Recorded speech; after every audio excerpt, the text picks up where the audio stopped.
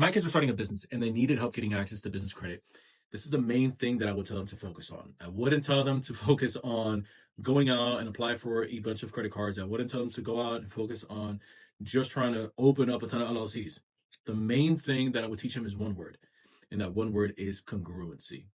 Now, is there a time and a place where, yes, you want to have your personal credit dialed in because, yes, it's going to help increase you in terms of getting access to business capital because that is the first lever that banks are going to look at? Obviously, right? That's like water's wet. You want to have good personal credit. But when it comes to congruency, this is where I see a lot of people screw it up.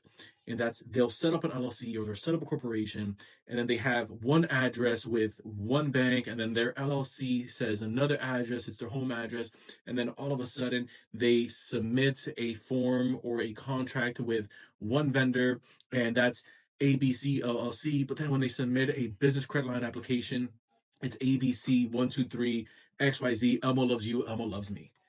And that gets more people held back from getting access to business capital that they can grow and scale with. And by the way, this is capital that you can use essentially for virtually anything.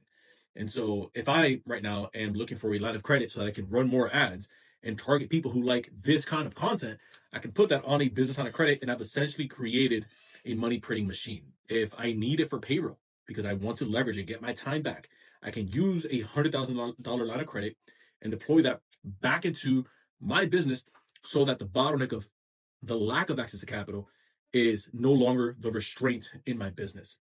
And so the first thing that I would sit them down and do is say, okay, let's look at the structure of your business. What's the naming convention? Check. What's the classification of the business? Check. What is the address of the business? Check. What's the phone number? And I would just go down list by list by list, line by line by line, before we even think about going out and applying for a business line of credit that they can use to deploy back into their business.